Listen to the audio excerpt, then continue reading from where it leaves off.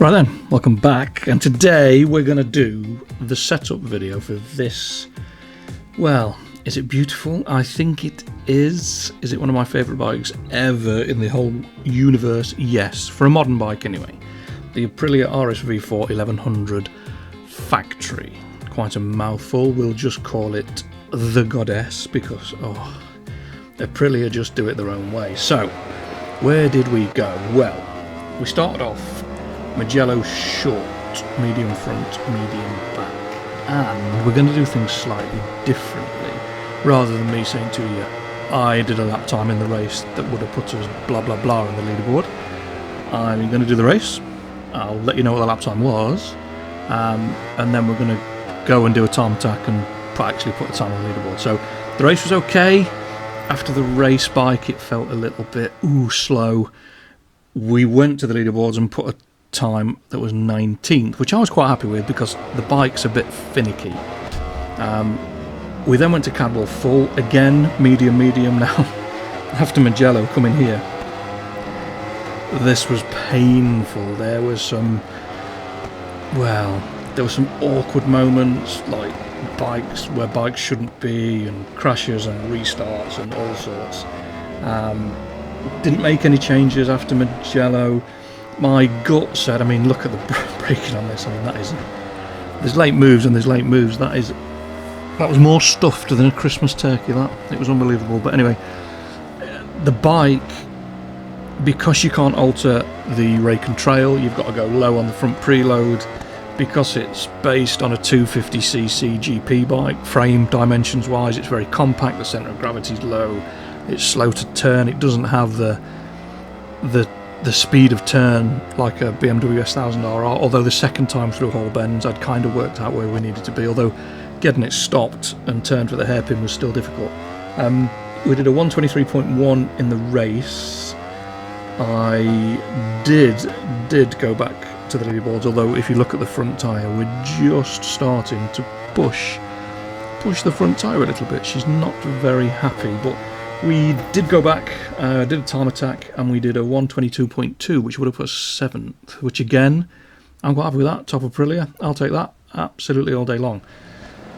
Thought, right, I need front end, I need to work out this front end on this bike. So I went to Interlagos again on mediums, and at Cadwell the rear was just moving about, it was just starting to step out instead of drive forward, so I added 1 to the rear spring, 1 click, and I added 1 click to every setting on the front end. So spring hardness and compression and rebound, did 1 click on everything just to give that front end a bit more support, and it worked. The tyre held a much better temperature, and the bike, she was a little bit naughty. She'll now hold the line. Watch this into here, bang it on the white line on the inside, and she just stays there. Very, very nice.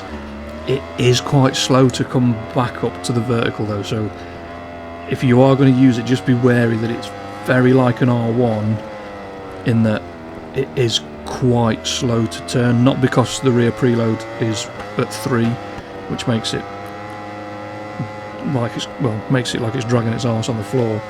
The preload is high, the bike is just quite lazy in the way that it turns.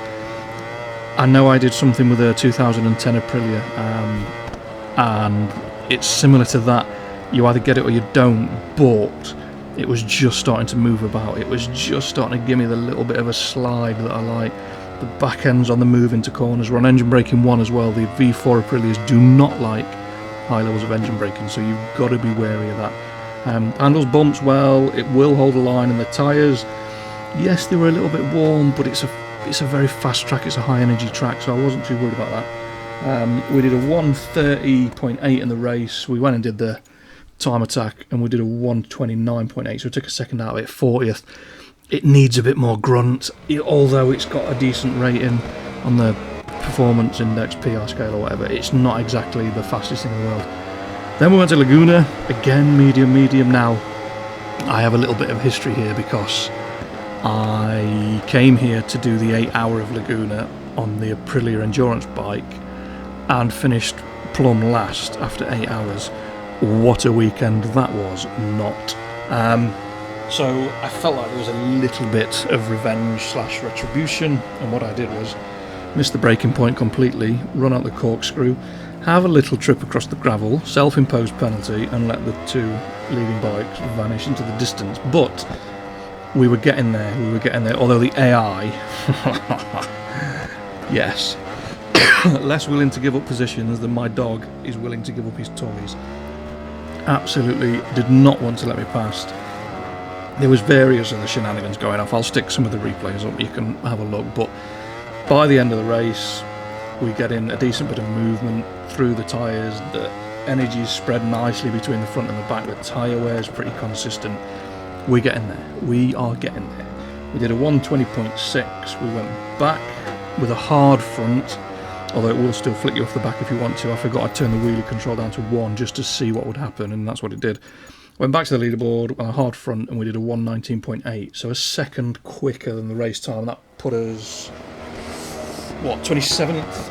I was worried about the front tyre. I thought I might have to go to a hard, that's why I did the time trial on hard. So I went to Phillip Island, half the field, committed Harry Carry as we were going down the front straight, and I ended up on the grass and then tight through Dewans, and we were in the wrong place, and it was just very messy. Normally off the start I want to be at least 5th or 6th, and I was down in 10th, 11th, scrapping with just midfield, argy-bargy, not good. Also, I thought what happened was we had quite a lot of fun. The bike, there is a limitation on the front end, not that it keeps contacting other bikes, pushing them out of the way. You can ride off the side of the front tyre. The front preload is so low, I think it's on 1, I'll check when I get to the settings, but it's so low that if you are slightly too long on the brakes, it will just ride off the front of the tyre. But we had some fun, we were going past people inside, outside, upside, downside, you name it. This was particularly naughty through Dewans. I just stuck it on the inside curb and crossed everything I could that it wasn't going to wash the front end out, and it didn't, it stuck, and it was all good. But the leader was, the Turkish rider was quite a long way up the road for a 3-lap race, so it was a case of get your head down and see what we could do, and we did, despite running wide at Honda hairpin. We did catch the leader. I thought about sticking it up the inside at Lukey Heights. Common sense prevailed, discretion is the better part of valour, apparently. I thought about doing it again into the hairpin at the bottom of Lukey Heights, but I thought, nah, I'll save it for the way out. Tight turn, stuck it up the inside, bit of a filthy block pass. Yeah, that's a bit like red lorry, yellow lorry, isn't it? Bit of a mouthful, especially after some very enjoyable refreshments. I got on the curb, thought he was going to come screaming past, but nah, we had enough. We did a 128.2 in the race, and went back and did a 126.8, which would have us 58th. Again, lack of top-end power. Although it's rated at 936, I think that's a generous rating for this motorcycle. So, the only question that really matters, will she boogie? So we went to Canto South again, on the wets, on the drying track, just to see how much abuse the tyres would take. And you'll be pleased to know she does boogie. She really does boogie. But snappy.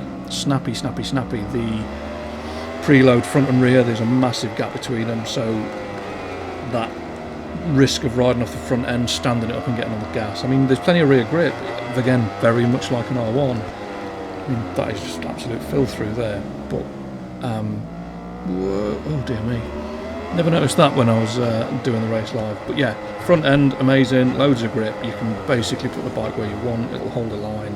Get on the gas, she will slide, but she snaps. There's a couple of examples coming up where you get on the gas, straighten her up, and it just kind of snaps back straight again. It's okay if you know it's coming. You can take liberties with it. It will put a lot of energy through the back. Yeah, she'll boogie. Don't you worry about that. She will boogie as long as you want to boogie until you can't boogie anymore. But yeah, just a bit snappy. I mean, I enjoyed that was a large angle, but yeah, it was a good race. I enjoyed it. I don't really go for the lap times. I just go for the fun and mucking about and drifting it, because apparently it's hard to drift the bikes on Ride 4. Okay. Just hold my beer for 2 seconds, please. But anyway, yeah, we had a bit of fun. I wasn't really bothered about it, really. I was just looking on to see what colour I could turn the tyre. I was aiming for Ghost Rider, but I didn't quite get it to that kind of heat. I think I turned it a bright orange in the end. But it is what it is. We go for the fun, we go for the noise, we go for the slide, and it's just a bit of fun. But difficult bike to set up, very difficult bike to set up. Didn't really seem to matter. Just look at the slides. Oh, she's mega. All the way around there, just absolutely sliding. And again, dear me.